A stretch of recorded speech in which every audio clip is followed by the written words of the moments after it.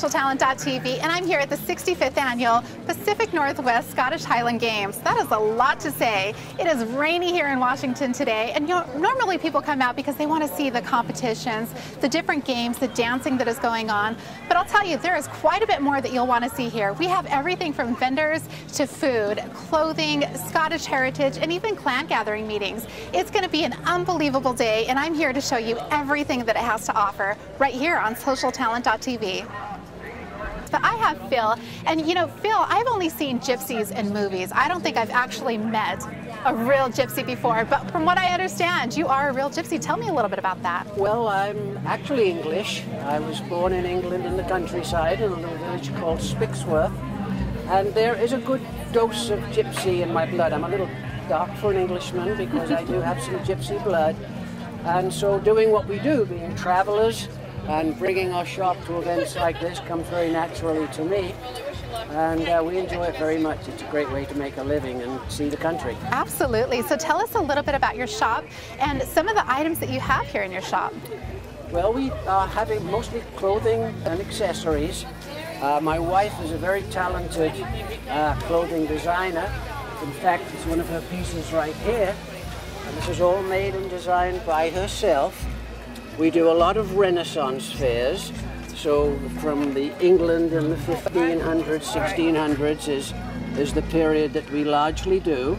And then we also do Highland games like this, where I can hang out with my fellow Britons, and they don't think that I sound quite so funny as the Americans seem to think. This is absolutely gorgeous, and you know, as I look at some of the other items that you have in here, I feel completely underdressed today. I should have come here before I actually got started with the interview. You're wearing your underwear, I must be, yeah, so I need to do something about that before I actually leave today. We can help. Absolutely. Wonderful. We can. We can fix you right up. You will be transformed by the time we get done with you. Maybe we can do one of the shots where you kind of turn me around and I turn into something else. That would be fun. I noticed that you not only have some beautiful clothing in here, but you also have some different items, from hats to different accessories. Yes, we're very proud of my wife's leather masks. These are all handmade from leather, and she works happily away in her workshop all the time, and these things just tumble out of her head. She's never made two masks the same, ever. And she's so busy in her workshop when we're not traveling that if I want to see my wife, I have to take her cups of tea in her workshop. That's the only way to get her time. Well, as you can see, both Phil and his wife are incredibly talented, and we're so honored that we had a chance to interview them here at Fair Play today. Thank you so much for your time, and thank you for watching socialtalent.tv. Thank you, my lady. My pleasure. Thank you. I have Maggie here. She just did a fantastic performance with the Scottish dancing. It was unbelievable, and we're going to be showing you footage just a little bit later. But right now, Maggie, tell us a little bit about who you are and how old you are, a little bit about how long you've been dancing. Well, I'm 17 and I've been dancing since I was 5, so almost 13 years. And actually this game was what inspired me to start dancing. I saw the dancing here and loved it. So was this when you were 5 years old that you felt really inspired to dance? Yeah. That's absolutely amazing. And you told me you're how old again? 17. She's 17 years old, and she's dancing like she's been doing this way beyond her years. She's absolutely wonderful. So at 5 years old, you started dancing, and I noticed a lot of it is about technique. It's about how you position your body to make sure that you're able to sustain throughout the entire dance. What are some of the things that they teach you when you're in your dance class?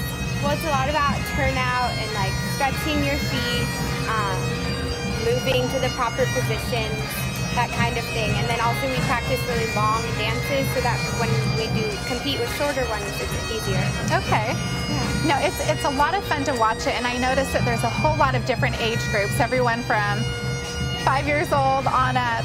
What is the oldest that you've seen people dancing? I think we've had some beginners who are in their 40s, I believe, a couple years ago. No kidding. And what is the funnest part about coming out here and dancing? Well, it's just a great environment to be in, and you know, you get to see all different sides of the Scottish culture, from dancing to pipe dance to everything. So that's really fun. That's what I really love about it, is that you really get to come out and celebrate your culture with everything from, like you mentioned, the music to the games to the dancing. Yeah. But I'll tell you, my favorite part is absolutely what you're wearing. You look so fabulous. Tell us a little bit about your it's not a costume. I mean, this is really what you would wear if you were out in Scotland right now. So tell us a little bit about what you're wearing. Well, this is a nationals outfit, and a lot of the girls wear like specific plaids, but mine's not a specific tartan. And yeah, so it was just one that I liked, and I picked it out. So I thought it was pretty. It's absolutely beautiful. I love it. It's probably one of the best that I've seen today. Thank you. So have you been anywhere else to compete, or do you primarily compete here in Washington? I go up to Canada, and occasionally we go down to Oregon and the surrounding states.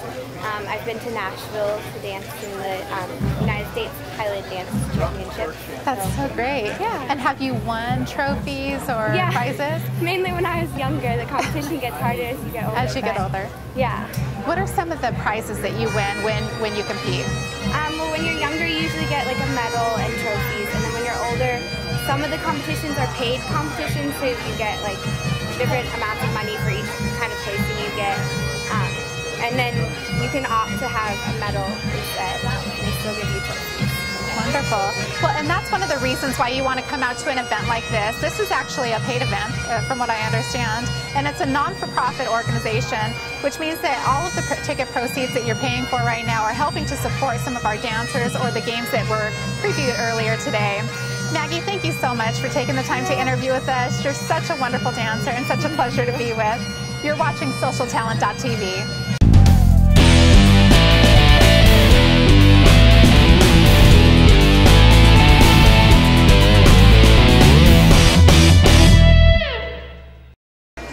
With SocialTalent.tv, and I'm here with Keith. We're at Quicksilver Mint, and this is a really fascinating booth to be at.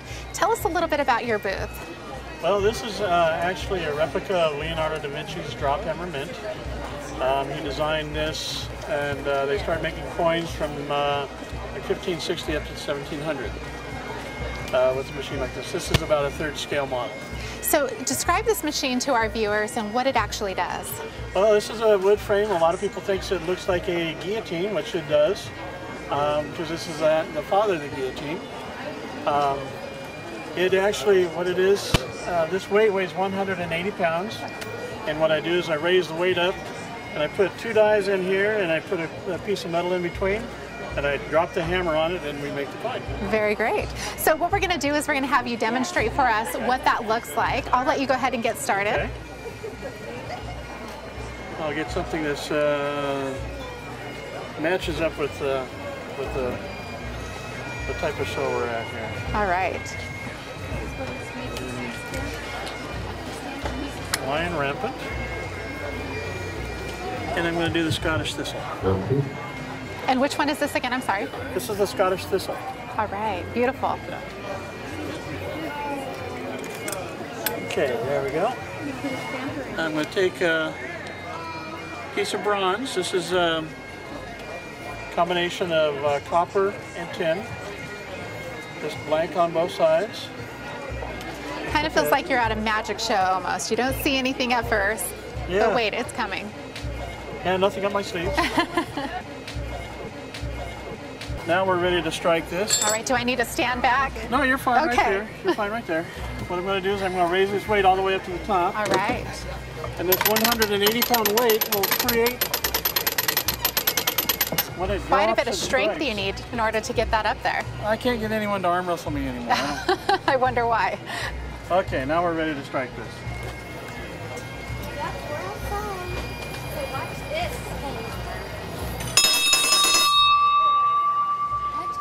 Striking! Wow. You can actually feel the pressure of that right here in your body as it comes down. It's 180 pounds just crushing that copper. And it's that whole routine that I did of ringing the bell and calling out striking, that was their system of warning that they had back then, because they had about 2 or 3 people working at it at the time. So I'm sure there was a high risk for danger back then. Oh yes. Yes. And that's how it comes out. Oh, that's absolutely beautiful. Can we get a close-up of that? That is gorgeous. It's so refreshing to see that some of the traditions from our ancient times have been carried forward to today, and we're able to really take advantage of some of the beauty with jewelry, with craftsmanship, and we get to see it all here today at the 65th Annual Pacific Northwest Scottish Highland Games. Thank you so much. Thank you very much, Christy. Hey, this is Christy with SocialTalent.tv, and we are here at the 65th Annual Pacific Northwest Scottish Highland Games. This is an amazing event, and we are featuring women talent today. Right now I have Karen. She's from British Columbia, and she is the founder of our Sisterhood of the Traveling Kilt. Tell us a little bit about what you started here, because this is pretty amazing. Well, 5 years ago when we had the women's throwing clinic in St. Louis, all right, so Tad Gustin on the hammerhead, 102 feet 2 inches. Something that would promote women in the Highland Games, something fun that would travel from game to game. And so every game that it went to, it would get a pin, every country and state, and just promote women in our sport and the Highland Games in general. Just something fun to do. So it's been all over the world, different states, in Canada, US, Iceland, Scotland, Germany, Switzerland, France. So it's been all over, so it's great. It's unbelievable. And you can see how many pins are on here, but you can't actually tell how heavy this is. It's incredibly heavy. I don't know that I would actually want to wear it, but it's unbelievable. Now you have a very special pin on here, is that right? Yes. Point that out to us. This one right here is from the May Scottish Games, MEY in Scotland, and that's where Prince Charles and Camilla, that's where they go. That's their games because they have a castle in there. So they go there every year and they officiate over the games. So I wasn't able to make it to Scotland, so I sent it over, and it got presented to Prince Charles and Camilla. And we have pictures of him touching my kilt and looking at the pins and actually having his hand. His hand was at the kilt, yeah. For kilt at some point. And we have some amazing pictures and stories that we're going to be sharing with you in just a little bit. But it's such an honor to be able to hold this when we've had royalty holding the same kilt. So tell us how long you've been doing these games for. This is my 5th year throwing, and actually there's the Pleasanton Championships in California in September. We'll next up on the hammers and the 100 games. Yeah, so, and I've actually now thrown in, I'm trying to get different countries in, so I actually just came back from Iceland. Michael Dickens warming up the sheet. So what is your favorite part or your favorite place that you've been to compete? Well, everywhere is great, but I have to say Iceland was definitely the most interesting because of the interesting food they try to get us to eat, like raw fermented shark, and I don't recommend it, but it was excellent. Well, and that's the beauty about going to these games is not only do you have the opportunity to compete and do something that you're very passionate about, but you have an opportunity to meet people from across the world. Yes. You make bonds and kinships with it's true. It's a family. A different family of people, right? Yeah. And you're able to tell your story too. I know that this particular game is sponsored by a nonprofit group. Tell us a little bit about how they've impacted what you do. Well, a lot of the games where you go, because there's less women competing, we get all grouped together. So you have Olympic athletes with beginners, with masters, if you're over 40, all grouped together. But this game actually has 4 different divisions. All right, up next on the hammer is Matt Doherty. A women, B women, and master women, which is over 40. So you don't get that a lot of places where you have a division. Let's hear Michael Dickens on now. He's on that sheet. At so many high different levels and getting money to bring out the elite women athletes just like they do for the men. So that's very important. Absolutely. And we're so thankful that they allowed us to come out here today to film as well. Awesome. One thing that I would ask you is for a chick like me who looks at this and says, I don't know about throwing a weight over my head and how I would give you a helmet. Yeah. What would you tell somebody like me who's a little bit scared to try a game like this? You know what? When I first started, I don't have a background in track. I've never lifted weights, so seriously, sometimes when they if I can throw, anybody can throw, and I never tried it before. You just have to come out and try it. Something's not right. It might be the way their feet are set. They will go around and give you pointers and make sure you don't help yourself. And I would say, they have the just come out and try it. Anybody, because if you don't like it, you don't have to continue. But I guarantee you would be hooked, and you'd be part of our sisterhood for sure. So. Well, that's certainly the plan, is to become part of the Sisterhood of the Traveling Kilt. This is such an amazing story. And Karen, thank you so much for taking the time. Thank you. I'm glad. And I have Kate here. She's been ranked 2nd in the Highland Games. Thank you so much for taking the time to interview us. Thanks for having me. Tell us where you're originally from. I'm originally from Vancouver, Washington, and went out to Laramie, Wyoming for college, and just moved back to Bremerton for a new job. Great. So you're representing our hometown of Washington here.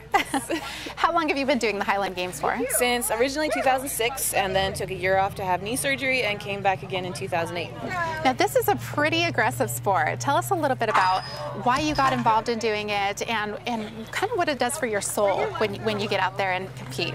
All right. Well, I was originally an Olympic hammer thrower. I started doing that in junior college, and one of my training partners did the Highland Games, and he's like, come on out, you should give it a try. It'd be something you'd like. So came out, and sure enough, I fell in love with it, and I've been doing it ever since. And it's a great sport because everybody out here they're the friendliest people you're ever going to meet. Everybody helps themselves. It's a supportive atmosphere, and it's just a great sport for, something you love to do. You've got all these different events you can try out. There's something that you're bound to be good at, and then everything else is just something to work towards. It's Absolutely. a lot of fun. Well, and you mentioned the camaraderie between all of the women here. 107 feet, you guys 6 really 3/4 inches. Very well, don't Yeah, you? it's a lot of fun. The greatest thing is that everybody's got different levels and has been training for different things, and so people can give you pointers in different events. You can help them in others, and it's just everybody's trying to build themselves up, and especially the women, because it's we're still a growing sport, and so everybody's shooting for getting bigger games and getting farther distances and shooting for international travel, and there's so many goals to shoot for that everybody's trying to push themselves and the sport forward. So to be ranked second, that's a huge accomplishment. Congratulations. Tell us some of the things that you have to do in order to be ranked second. For our viewers at home that haven't seen the Highland Games before, walk us through that process.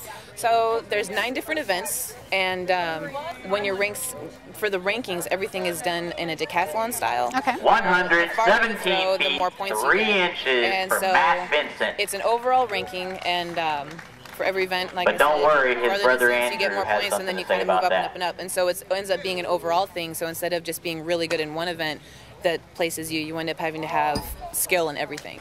Gotcha. And so you can end up getting more and more points in all these different areas. So of all of the Highland Games that you've done, or all of the different events within the Highland Games, which one is your favorite? It depends on what's going best that day. It's really the honest answer. But hammers are one of my favorite. I was originally an Olympic hammer thrower, so that transferred fairly well, and I really enjoy that one. It's so amazing, and we did get some footage earlier that we're going to be showing of the hammer games. But there's a certain technique that you have to use when throwing. Could you describe that technique for us? A lot of it, if the viewers have done any weightlifting, a lot of it is kind of a power position where it's a lot of drive from the legs and the hips, and so you see the arms moving out in really big movements, but it's actually more of a lower body lift. Okay. And so being able to really drive into the ground and get the power transfer from the ground All up right, to your lower Chad body, and Gustin then on the getting it hammer. out into the end of the ball to get it flying out to the field. Gotcha. So for someone like me who's about 5'5", doesn't do a whole lot of weightlifting, but I think I'm pretty strong. Do you think I could get out there and do something like that and be successful? Could. Yeah, I bet you could. And for somebody who's a beginner like myself, I noticed that you have it set up a little bit differently, where it's 20, 40, 60, 80, and so on. What would you say someone like me would be able to throw? Well, a lot of it is how you're hanging onto the hammer, and if you can stay nice and long and just get a big long finish, I bet you could hit 60 feet. All right. Did you hear that? 60 feet. That's what I'm going to aim for today. All right. Kate, thank you so much for taking the time to interview. This has been such a pleasure. Thank you. And that wraps it up for us here at socialtalent.tv. We've had an amazing day here at the 65th Annual Pacific Northwest Scottish Highland Games. We're going to leave you with the bagpipes and the drummers here in the background.